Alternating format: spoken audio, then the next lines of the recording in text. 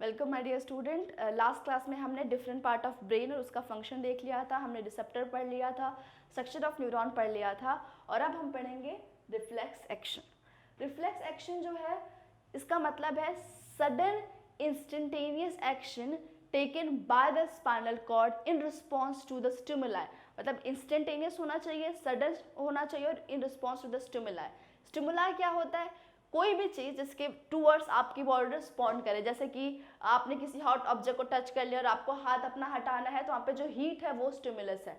आपकी आंखों पे अचानक से लाइट गिरती है जिसको आपकी आंखों को प्रोटेक्ट करने के लिए आप ब्लिंक करते हैं तो उसे आईलिड ऐसे बंद कर लेते हैं तो उसे क्या कहते हैं? अगेन वो जो लाइट है जिसकी वजह से आपने अपनी आंखें ब्लिंक की हैं तो वो क्या हो गया? स्टिमुलस हो गया। तो स्टिमुलस कोई भी चीज़ हो सकता है जिसके टूवर्ड्स आपकी बॉडी रिस्पॉन्ड करती हो। So what is reflex action? It is controlled by the first spinal cord, not brain, and it is instantaneous action.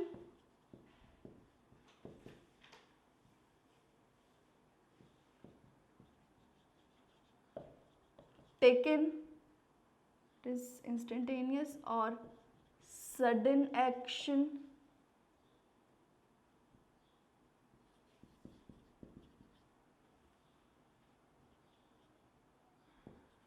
taken by the spinal cord in response to stimulus. In response to stimulus. Now question is, why spinal cord? Why not the brain? Because brain हमारे body में lakhs of activity perform करता है, regulate करता है, control करता है eight one given time. तो आपको रिस्पॉन्स कैसा चाहिए? इंस्टेंट चाहिए, सडन चाहिए। किस सिचुएशन में चाहिए? एक डेंजरस सिचुएशन में। रिफ्लेक्स एक्शन कब आता है? इन डेंजरस सिचुएशन। उस वक्त ब्रेन जो है बाकी काम में बिजी होता है, वो रिस्पॉन्ड तो करेगा उस आपको बचाने के लिए, बट उसमें थोड़ा टाइम लगेगा और वो जो टाइम है आप अफोर्ड नहीं कर सकते हैं। जैसे कि for example a knife is falling on you and you want to remove your hand quickly, milli second का डिसीजन चाहिए और वहाँ पे ब्रेन नहीं कर सकता बिकॉज ब्रेन इज बिजी। तो हमें एक ऐसा ऑर्गन चाहिए जो बिना सोचे एक्शन परफॉर्म करे इन दैट सिचुएशन, और वो जो ऑर्गन है वो क्या है? Spinal cord. तो इसके लिए ब्रेन नहीं, स्पाइनल कॉर्ड इसमें इन्वॉल्व होता है because brain is more busy than the spinal cord. Okay, reflex action जो पाथवे, मतलब जिस पाथवे से, जिस रास्ते से रिफ्लेक्स एक्शन अकर करता है उसे क्या कहते हैं? Reflex arc. तो हमेशा बच्चे पूछते हैं कि मैम रिफ्लेक्स एक्शन और रिफ्लेक्स आर्क में क्या डिफरेंट है? तो जो फिनोमिना है वो क्या है? Reflex action. और जो पाथवे फॉलो होता है इस एक्शन को परफॉर्म करने के लिए उसे क्या कहते हैं? Reflex arc. तो what is reflex arc? Pathway followed to perform reflex action is known as reflex arc। Arc क्यों आप यहाँ पे देख सकते हैं, तो ये है जो डायग्राम वो है रिफ्लेक्स आर्क का। तो यहाँ पे ये जो है हमारा है spinal cord, this is spinal cord, ठीक है। ये जो है ये वो बॉडी का पार्ट है। अब यहाँ पे हम एक एग्जांपल लेते हैं। एग्जांपल ये है कि अ पर्सन जिसने तुरंत ही हॉट ऑब्जेक्ट टच किया है, इसके बॉडी में रिफ्लेक्स एक्शन कैसे होगा? हॉट ऑब्जेक्ट है मतलब चीज़ गर्म है और आपका हाथ जल जाएगा अगर आपने अपना हाथ तुरंत नहीं हटाया तो उसमें आपकी बॉडी कैसे रिस्पॉन्ड करती है? तो यहाँ पे हॉट ऑब्जेक्ट है, यहाँ पे थर्मो रिसेप्टर। तो सबसे पहला क्या होगा? Receptor.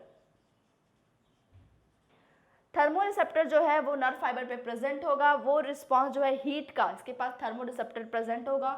Thermo receptor number 1 detect heat. सबसे फर्स्ट स्टेप जो होगा रिसेप्टर, यहाँ पे it detect heat at temperature. Receptor ने इंफॉर्मेशन रिसीव किया, वो कहाँ ट्रांसफर करेगा? सेंसरी न्यूरॉन में। तो रिसेप्टर, एक्चुअली रिसेप्टर तो सेंसरी न्यूरॉन के टिप पे ही प्रेजेंट होता है जो चेंजेस को डिटेक्ट करता है। रिसेप्टर जो है उसके बाद कहाँ जाएगा ये इंफॉर्मेशन? सेंसरी न्यूरॉन पे। सेंसरी न्यूरॉन जो है आपका हाथ ने किसी हॉट ऑब्जेक्ट को टच किया है, ये इंफॉर्मेशन सेंसरी न्यूरॉन कहाँ तक लेके जाएगा, स्पाइनल कॉर्ड तक लेके जाएगा। तो sensory neuron transfer the information from the hand या दैट ऑब्जेक्ट जो टच कर रहा है, from there to the spinal cord. Transfer message from या nerve impulse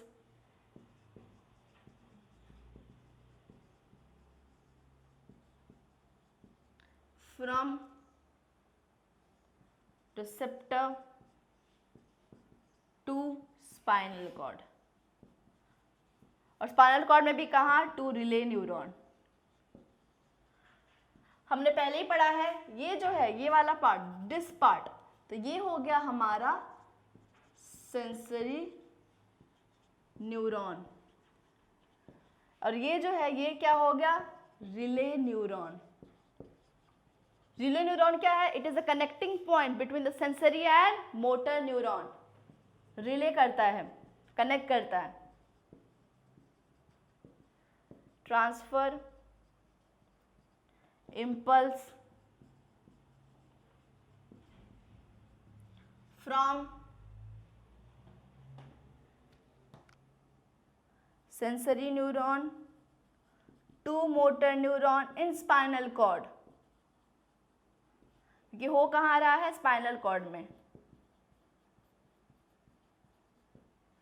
in spinal cord.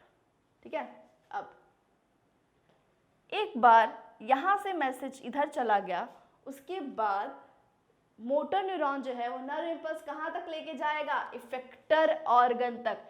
Effector organ वो ऑर्गन होता है जो एक्चुअली एक्शन लेने वाला होता है, और रिसेप्टर जो डिटेक्ट टेम्परेचर वो कहाँ प्रेजेंट होता है, अफेक्टेड ऑर्गन पे।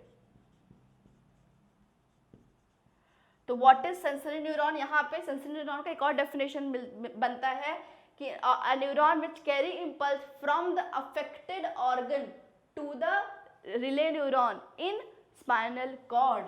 तो ये जो है क्या है, अफेक्टेड ऑर्गन है, जिसको एक्चुअली चोट लगी है, अफेक्टेड ऑर्गन। और ये क्या है, इफेक्टर ऑर्गन, हम यहाँ लिख देते हैं।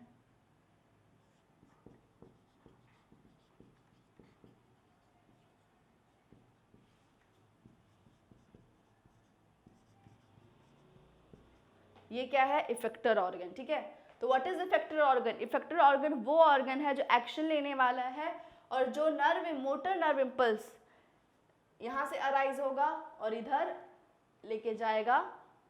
सॉरी, इफेक्टर ऑर्गन वो ऑर्गन है जो एक्शन लेने वाला है, और ये यहाँ तक मोटर न्यूरॉन आता है मैसेज लेके कि अब वो कॉन्ट्रैक्ट हो जाए।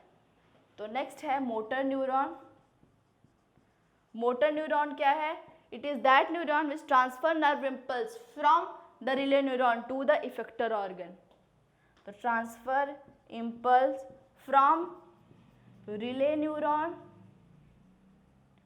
to effector organ. What is effector organ? Organ which is going to take hand, and आखिर रिस्पॉन्स क्या हो जाएगा, हाथ कॉन्ट्रैक्ट हो जाएगा, और ये हाथ जो हॉट ऑब्जेक्ट को टच कर रहा है वहां से ये दूर हटा लेगा।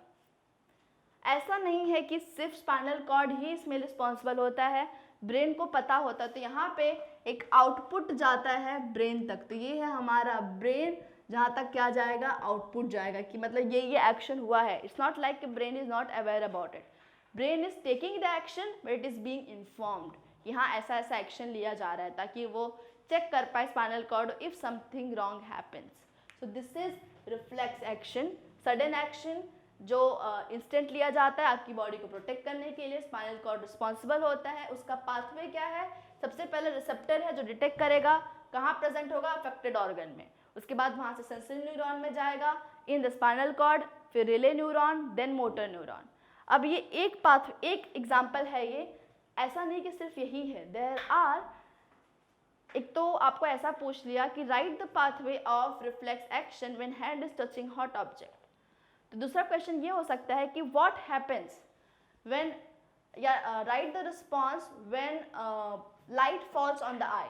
रिफ्लेक्स एक्शन का वो रिस्पॉन्स लिखिए जब आंखों पे लाइट गिरती हो तब।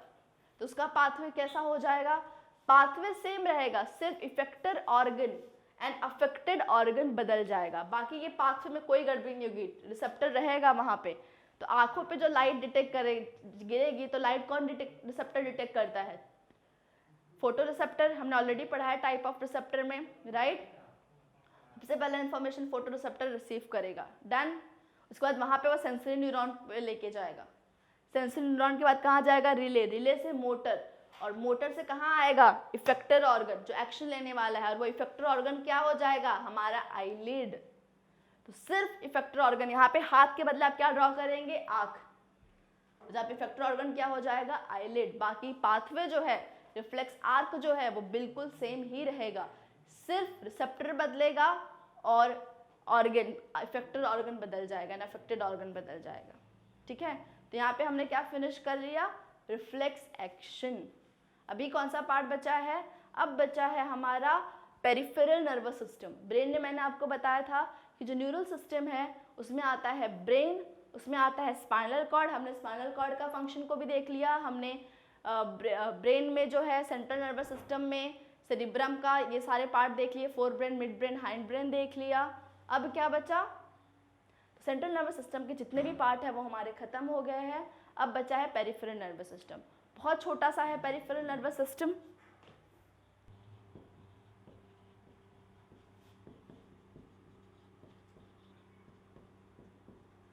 जहाँ पे हमने वो चार्ट बनाया था आप उसके नीचे ही लिख सकते हैं कि पेरिफेरल नर्वस सिस्टम में कितना था। हमने देखा था दो पार्ट से बना है, एक स्पाइनल नर्व,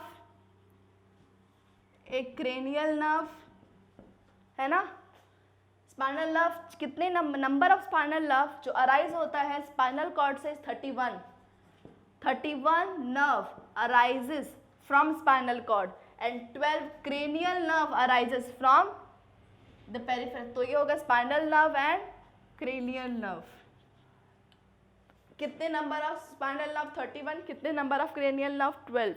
इन दोनों का कंबाइंड फंक्शन क्या है कि आपके बॉडी में जो भी कंडीशन है, जो भी फंक्शन आपकी बॉडी में चल रहा है उसका अपडेट ये ब्रेन से करते हैं। तो ये कंट्रोल एंड कोऑर्डिनेट करते हैं body activity with the brain. मतलब आपकी बॉडी में ग्लूकोज कम हो गया है तो इन्फॉर्मेशन ब्रेन तक जाएगा, जिसके अकॉर्डिंग आपका ब्रेन हमारे लीवर में ऐड करेगा जहाँ पे ग्लाइकोजन स्टोर होता है जो टूट जाएगा और उससे ग्लूकोज बनेगा। तो ये हम वापस से दोबारा पढ़ेंगे हार्मोनल कंट्रोल एंड कोऑर्डिनेशन में, जहाँ पे आपको पता चल जाएगा कैसे ये रेगुलेट करता है बॉडी के फंक्शन को। तो पेरिफेरल नर्वस सिस्टम का क्या फंक्शन है? It control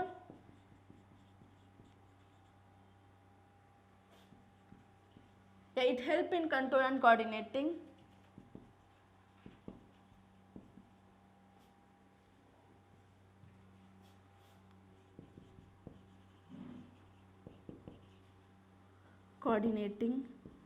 different function of the body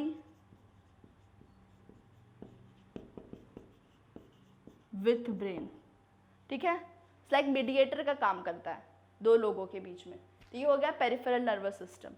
ऑटोनर्वस nervous system आपके बुक में नहीं है, फिर भी मैं बता देती हूँ कि autonomous nervous system parasympathetic and sympathetic nervous system से बना है। ये दोनों जो है वो इनवॉलेंट्री एक्शन परफॉर्म करते हैं, मतलब कि जो आपके विल में कंट्रोल नहीं है। लेकिन डिफरेंस क्या है? सिंपैथेटिक नर्वस सिस्टम आपकी बॉडी में हर इनवॉलेंट्री फंक्शन की एक्टिविटी को बढ़ा देता है। जैसे आप एक्सरसाइज कर रहे हैं, एक्सरसाइज कर रहे तो आपको तुरंत एनर्जी की ज़रूरत है, और हमें एनर्जी कहाँ से मिलती है? जब ग्लूकोज टूटेगा। मतलब जितना ज़्यादा आपकी बॉडी में ग्लूकोज होगा उतना ज़्यादा वो टूटेगा और उतना ज़्यादा एनर्जी की रिलीज होगी। तो वो क्या करता है कि ग्लूकोज के लेवल को बढ़ा देगा। तो कोई भी इनवॉलेंट्री एक्शन जब बढ़ जाता है तब उसे क्या कहते हैं? पैरासिम्पैथेटिक। और जब वही इनवॉलेंट्री एक्शन कम हो जाता है, जैसे जब हम सूते हैं तो हमारी ब्रीदिंग जो है वो स्लो हो जाती है, हमारा हार्ट बीट थोड़ा हार्ट बीट तो खैर इट इज़ इंस्टेंटलीस, बट स्लीपिंग के वक्त तो एक रिदमिक पैटर्न में चलता है क्योंकि आपकी बॉडी एकदम स्लो रहती है, उसको उतना ऑक्सीजन की ज़रूरत नहीं होती, उतना ब्लड की ज़रूरत नहीं होती है। तो वो सारे जो कम कर देने वाले काम होते हैं तो वो कौन करता है? पैरासिम्पैथेटिक। तो इनवॉलेंट्री एक्शन को कौन बढ़ाता है? सिंपैथेटिक। और इनवॉलेंट्री एक्शन को कम करता कौन है? पैरासिम्पैथेटिक। तो ये हो गया ऑटोनॉमस नर्वस सिस्टम, मतलब कि इनवॉलेंट्री एक्शन। तो यहाँ पे हमने ब्रेन वाला जो पूरा पार्ट है वो हमने खत्म कर लिया है। नेक्स्ट क्लास में हम पढ़ेंगे hormonal control and coordination. Thank you.